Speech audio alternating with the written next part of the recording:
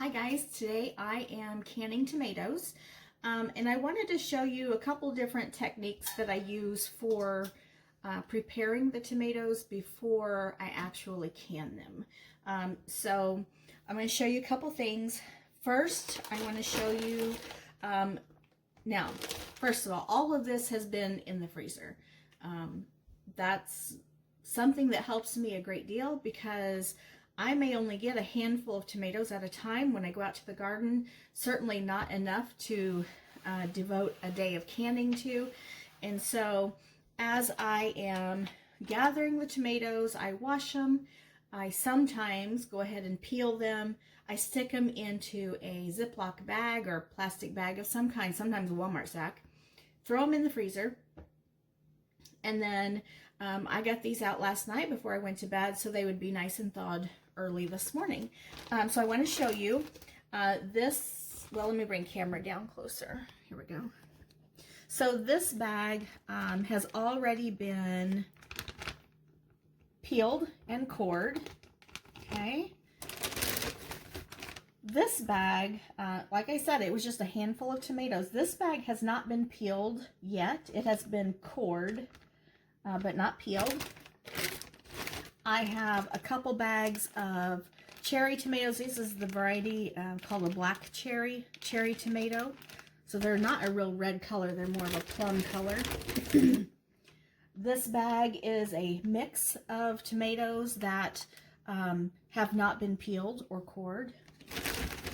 And then this little bit has been peeled and cored. So I will show you at a different time how to blanch and peel them, but basically to blanch and peel, I would put a slit on the underneath side. Well, let me grab a tomato and show you.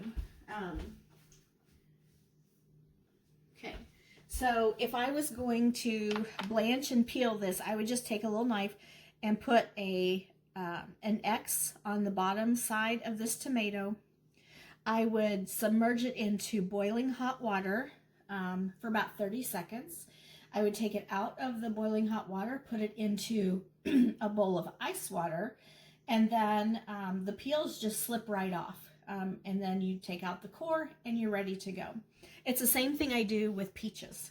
So the other day, I was actually canning peaches.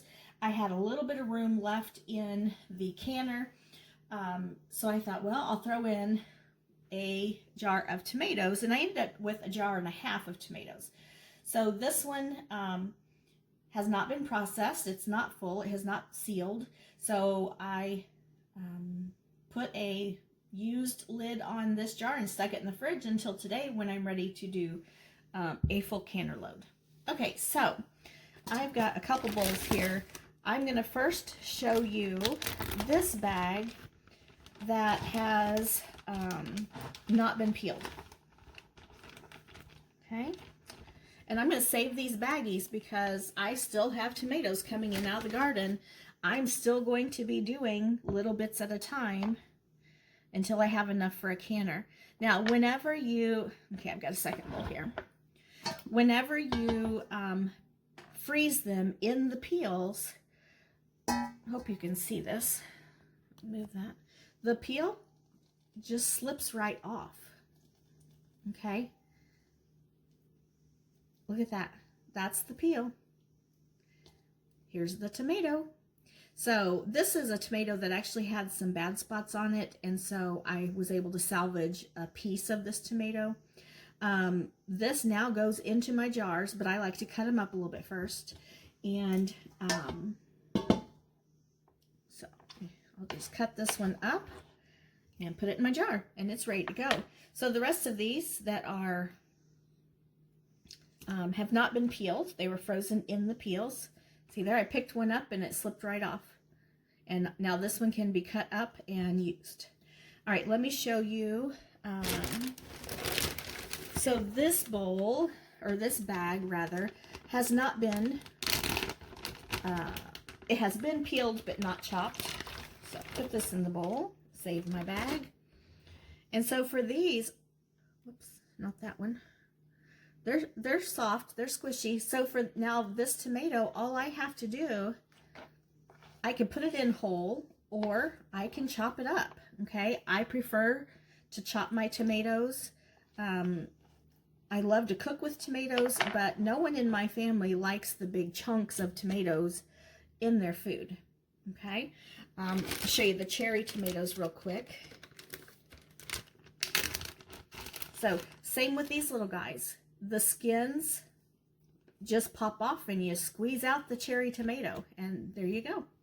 All right, so I'm going to continue peeling the ones that need to be peeled, chopping them up and getting them into my jars, and then I will bring you back to show you the next step. Okay, so I ended up getting 6 pints. Let me bring you down here so you can see them.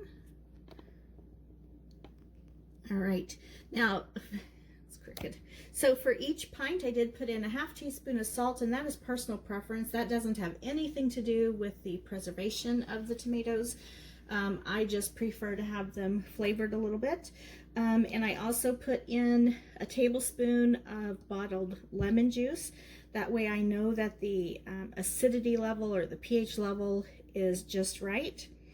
I'm going to wipe off the rims of my jars. I got pretty sloppy putting in the tomatoes, and I don't want anything to cause my jars to not seal or my lids to not seal. So I'm gonna give each of them a good wipe down.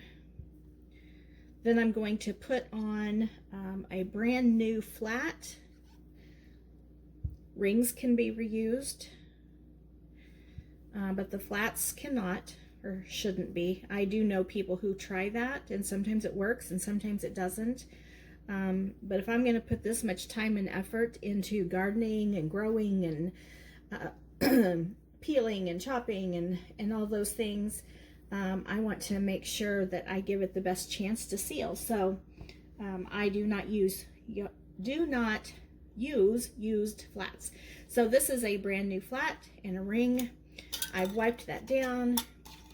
I'm going to get this on just fingertip tight into a hot water bath canner. If I did not use the lemon juice, I would need to pressure can these, but because I have put in that lemon juice, it's safe to water bath can.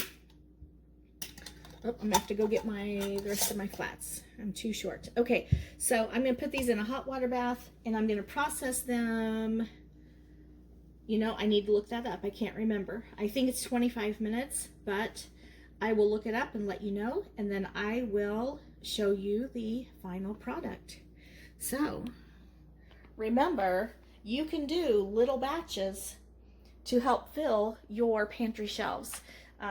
This way this is going to take me probably, I don't know, it took me about 15 minutes to get these jars filled with tomatoes I had in the freezer that were on standby for this purpose.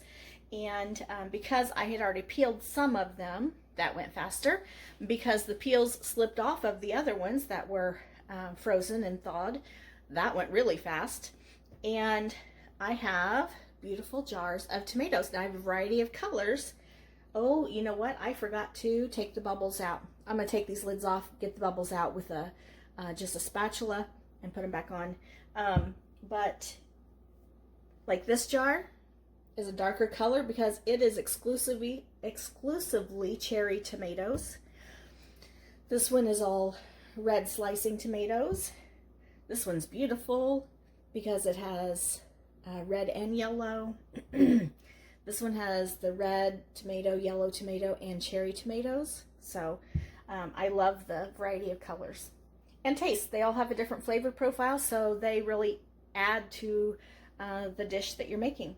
Okay, so happy canning, and I will, like I said, I will show a picture of the finished product, and I will put here on the screen how long I had to process these for. All right, take care and have a great day. Bye.